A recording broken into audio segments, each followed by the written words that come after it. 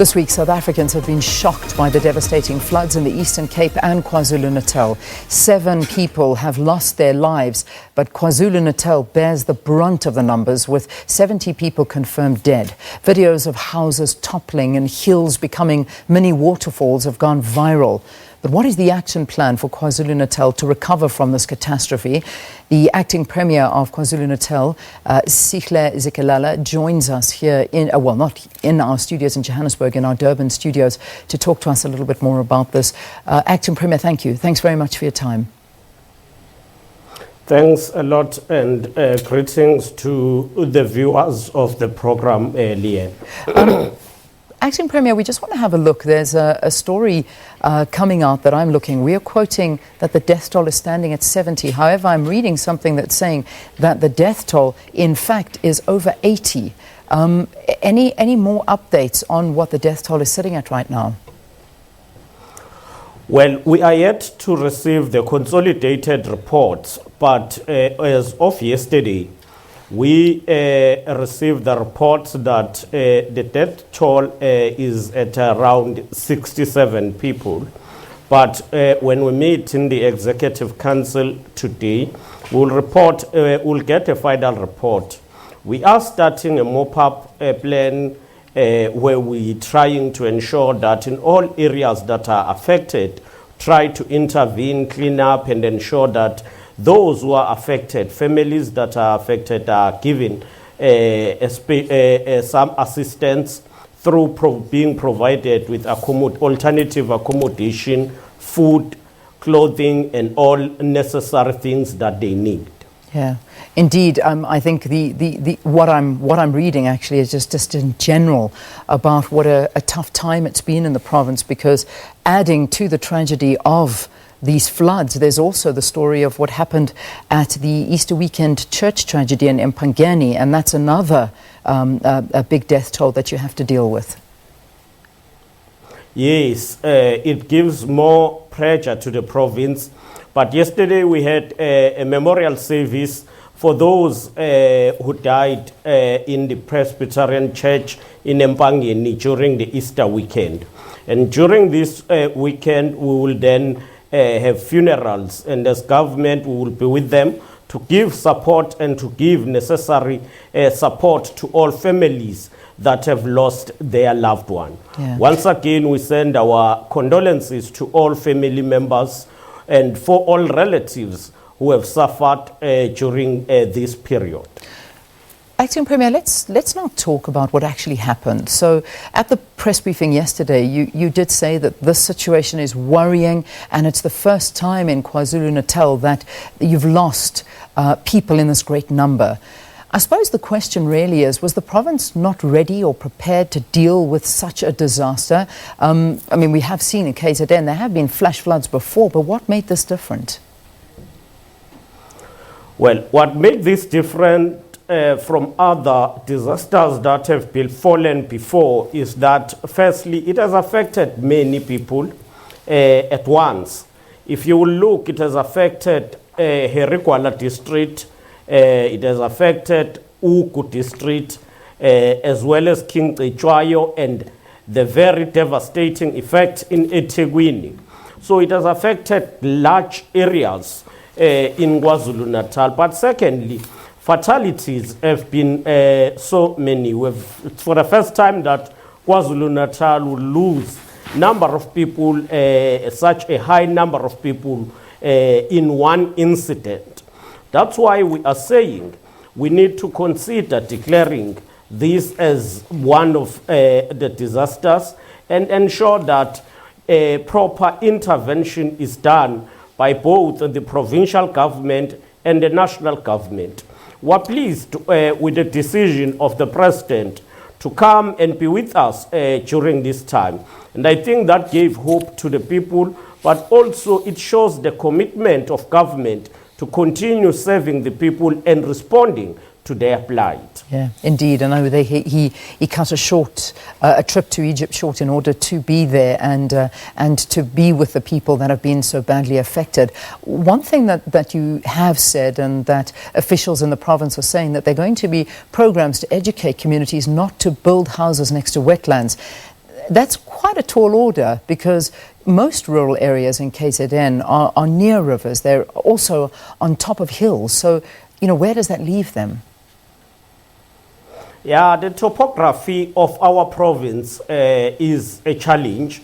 It requires a lot of investment on infrastructure, but we will intensify the education campaign just to conscientize people not to build and reside in wetlands, because wetlands need to be preserved for environmental preservation. But more than that, it's dangerous to build in such areas. Yes, most of the areas are around rivers and all of that, but we'll want to ensure that our people are protected, and it's not that it becomes easy to suffer when there are rains or floods. So that educational campaign is going to go through the whole of KwaZulu-Natal, and of course there should be identified areas that are going to be where we're going to intensify our campaign and try to persuade those people who are residing in those areas to move and get alternative areas which are better in terms of the environment. Is there any way at this point of assessing the financial damage and implications caused by these floods? We're going to get the preliminary report today, but we will be undertaking a thorough investigation or check and assessment on the damage done. But in some areas, roads have been severely damaged, especially in eThekwini and in the outer part going to Ugu. There are roads that have been damaged. There are bridges that are damaged. There are also schools that have been reported to have been damaged, as well as the houses belonging to various people. So those are areas that have been damaged by the storms, by the floods, and that's why we are saying we need to quantify that properly and then be able to have one intervention from the provincial and national government. In what way are you going to be helping communities? Because yesterday you did say that you're going to do as much as you possibly can to reach as many families as possible with regard to relief. When you talk of relief, what are we talking about? What is the government going to be doing for those that have been so adversely affected by this? Well, it starts by ensuring that those who don't have houses right now, we provide them with accommodation. Some are already in halls, community halls, so we'll continue to provide them with accommodation, food, and all necessary requirements. But secondly, we need to intervene speedily and ensure that houses are built for those who have been affected and who lost their houses. So that's a kind of intervention that as government we are going to look on. But more than that, we'll have also to look on the question of repairing the infrastructure that has been damaged. Yeah, there's also a process right now of identifying the bodies still. Are there still people that are missing that you know of due to the flooding, and families still desperately looking for their loved ones?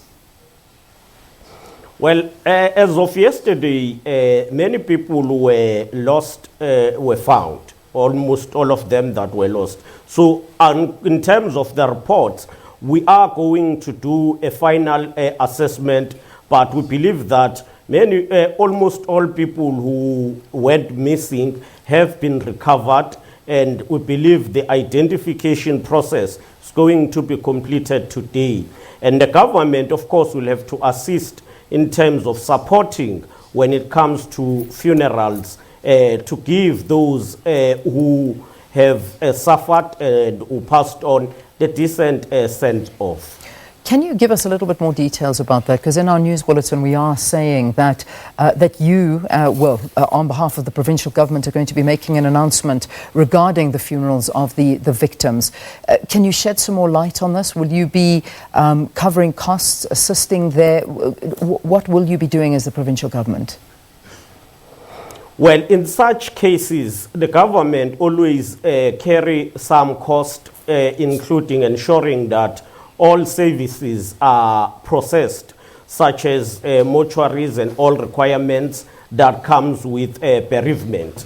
So government always take responsibility in such situation, because you find that most of the people who are the families have been affected and they've got nothing.